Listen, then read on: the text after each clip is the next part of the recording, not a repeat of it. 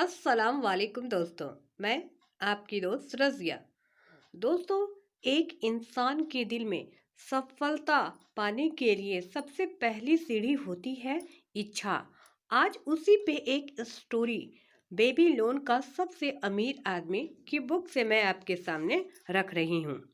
Baby loan का रथ निर्माता बंसीर बहुत परेशान था। अपनी संपत्ति के चारों ओर बनी निचली दीवार पर बैठकर वह अपने घर और अपने दीवार पर बैठकर वर्कशॉप की ओर देख रहा था, जिसमें एक संपूर्ण रथ खड़ा था। उसकी पत्नी अक्सर खुले दरवाजे पर दिखाई दे जाती थी। उसकी नज़रों से पता चलता था कि खाने का थैला खाली था और उसे रथ का काम पूरा करना था। उसे हथौड़ी चलाना था, पॉलिश और पेंट करना था, चमड़े के पहिए के चारों ओर चढ़ाना था और इसे अमीर ग्राहकों को देने के लिए तैयार करना था ताकि वह इसे ले सके। तब भी उसका मोटा और मजबूत शरीर उस दीवार पर बैठा था। उसका धीमा दिमाग एक ऐसी समस्या से जूझ रहा था जिसका जवाब पाना मुश्किल था, जिसका यूरेटस की घाटी पर आग बरसाता सूरज उसे परेशान कर रहा था।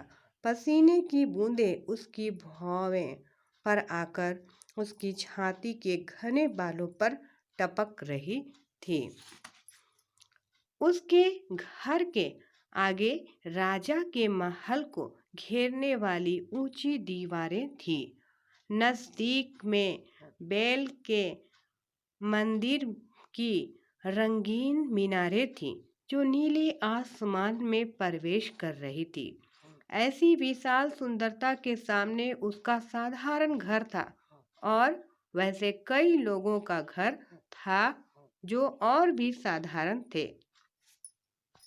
बंसीर अगर पीछे देखता तो उसे पता चलता कि अमीरों के रथ शोर मचाते हुए वहां से चल रहे थे। आसपास व्यापारी थे जो नंगे पैर चलते और भिखारी भी थे। अमीर लोगों को भी राजा के काम के लिए पानी ढोते गुलामों के लिए सस्ती रास्ता खाली करना पड़ता था, जो झूलते बागीचों के लिए भारी बकरी के चमड़े में पानी ले जा रहे थे। बंसीर अपनी समस्या में इतना उलझा हुआ था कि उसे व्यस्त शहर का शोर सुनाई नहीं पड़ रहा था। एक परिचित सिंगर आते हैं और संगीत ने उसे मानो नींद से जगा दिया। वो मुड़ा। उसने अपने सबसे अच्छे दोस्त सिंगर कोबी के संवेदनशील और मुस्कुराते चेहरे को देखा। मेरे अच्छे दोस्त, भगवान तुम्हें ढेर सारी आज़ादी दे, कोबी ने सलाम करते हुए कहा। लेकिन तब भी ऐसा लगता था कि वे इतने दयालु हैं कि तुम्हें काम करने की ज़रूरत नहीं है।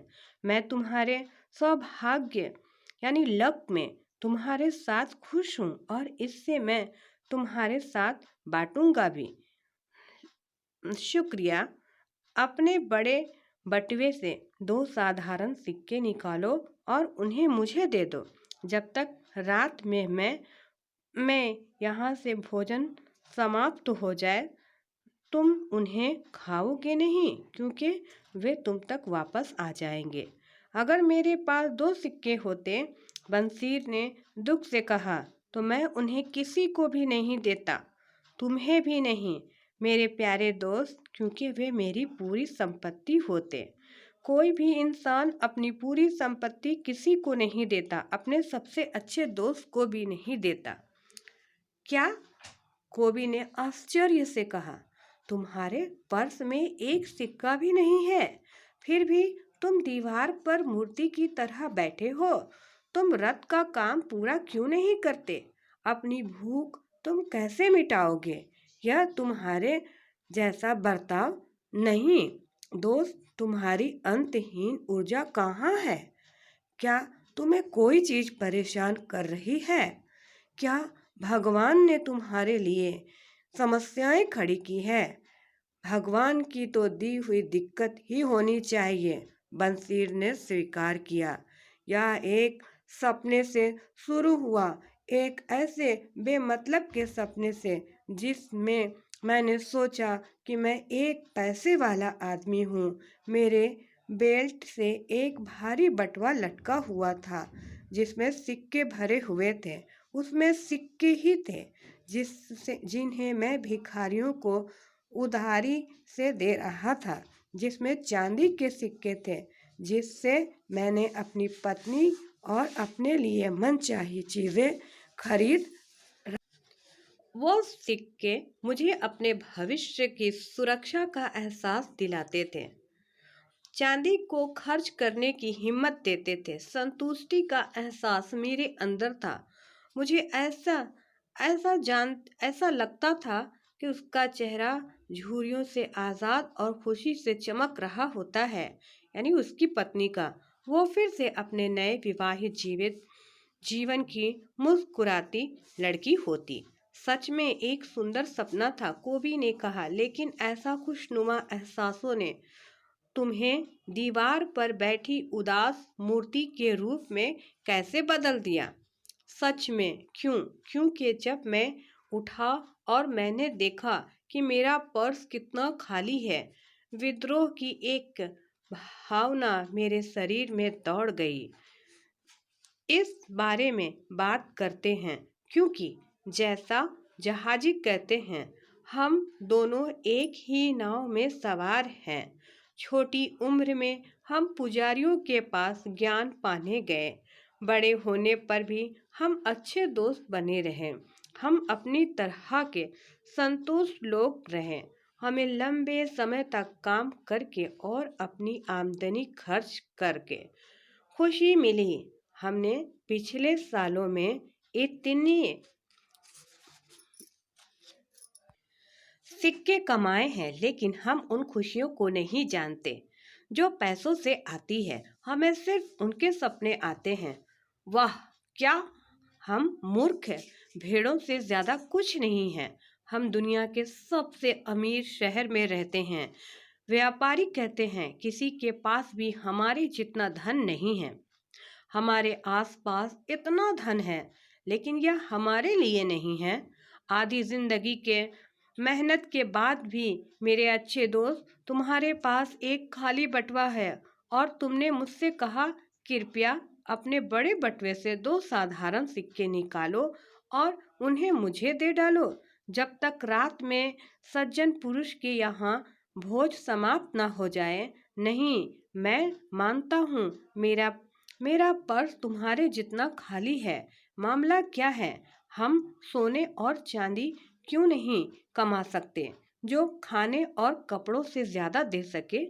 यह भी सोचो कि क्या हमारे बेटे, बंसीर ने आगे कहा, वे भी हमारे कदमों पर नहीं चल रहे हैं क्या? उन्हें और उनके परिवार को और उनके बेटों और उनके परिवार को पूरी जिंदगी इसी तरह बकरी के दूध और दलिए पर बितानी होगी, भले ही उसके चारों ओर सोने के खजाने भरे हों। बंसीर, हमारी दोस्ती के इतने सालों में कभी भी तुमने इस तरह से बात नहीं की। कोबी चकरा गया। इतने सालों में मैंने कभी इस तरह से नहीं सोचा।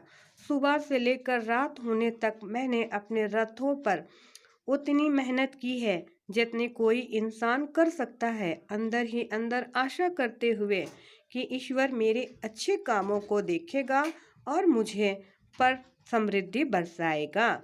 पर ऐसा नहीं हुआ। अब लगता है ऐसा कभी नहीं होगा। इसीलिए मेरा दिल उदास है। मैं एक पैसे वाला आदमी बनना चाहता हूँ। मैं ज़मीन और मवेशी का मालिक बनना चाहता हूँ।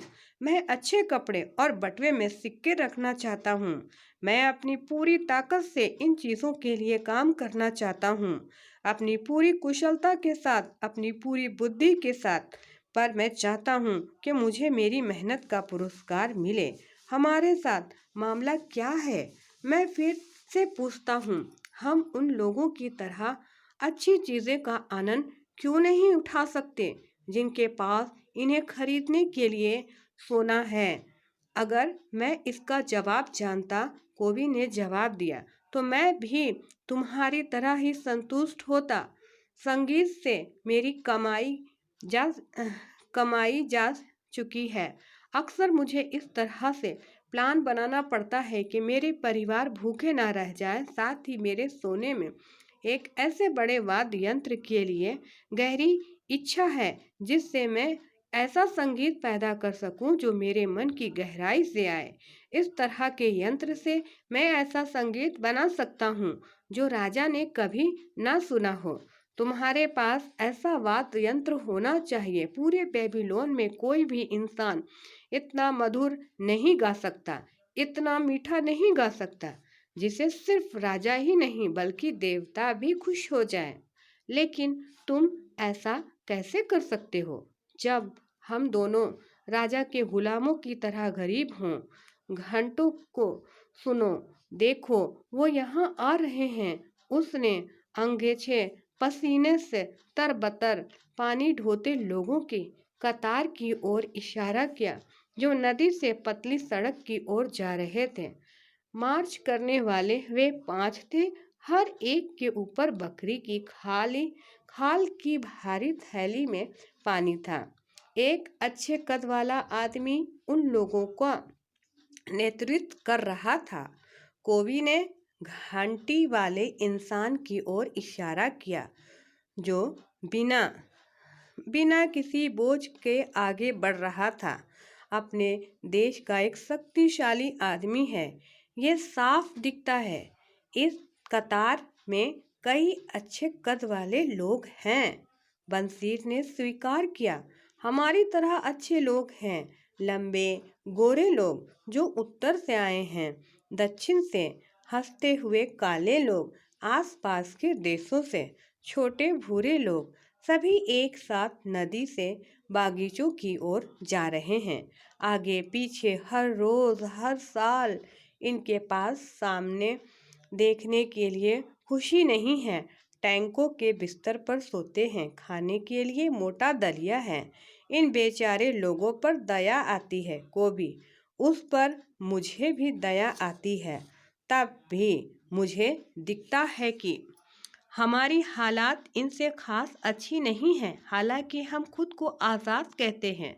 ये सच है कि कोबी भले ही सुनने में कितना बुरा लगे, हम हर साल इसी तरह से गुलामों वाली जिंदगी नहीं जीना चाहते। काम काम बस काम पर कहीं पहुंच नहीं रहे हैं। क्या हम नहीं सीख सकते कि कैसे उनकी तरह स्वर्ण पा सके? कोबी ने पूछा, शायद हम उन लोगों से कोई रहस्य सीखें जो जानते हैं। बंसीर ने सोचकर जवाब दिया। आज के दिन कोबी ने सलाह दी, मैं अपने पुराने दोस्त अर्कस से मिला जो अपने सोने के रथ में जा रहा था। मैं कहूँगा कि उसने मुझे वैसे अनदेखा नहीं किया जैसा करना बहुत लोग अपना अधिकार समझेंगे। बदले में उसने अपना हाथ हिलाया ताकि सारे देखने वाले लोग उसे संगीतकार कोबी को संबोधित करते और उसकी और दोस्ती भरी मुस्कुराहट देते को देखें। उसे बेबीलोन का सबसे अमीर आदमी माना जाता है। बंसीर ने सोचा, ये वह इतना अमीर है कि राजा भी उससे खजाने के लिए मदद लेते हैं। कोबी ने कहा, इतना अमीर? बंसीर ने कहा, मुझे डर लगता है कहीं मैं अपने हाथ उसके मोटे बटुए पर न डाल दूं। बकवास, कोबी ने फटकारा। एक इंसान की संपत्ति उसके बटुए में नहीं होती। एक मोटा बटुआ तुरंत खाली हो जाता है अगर उसे भरने के लिए स्वर्ण की धारा ना हो। अर्कत के पास आमदनी है जो इससे लगातार भरती रहती है, भले ही वह कितना ही क्यों ना खर्च कर दे। आमदनी यही वो चीज है। बंसीर ने कहा, काश मेरे पास आमदनी का एक ऐसा स्रोत होता जो मेरे बटुए को भरता रहता। भले ही मैं दीवार पर बैठूं या दूर देश की यात्रा करूं, अर्कत को पता है कि उसे कैसे एक आमदनी अपने लिए आमदनी बना सकता है? क्या तुम्हें लगता है कि वह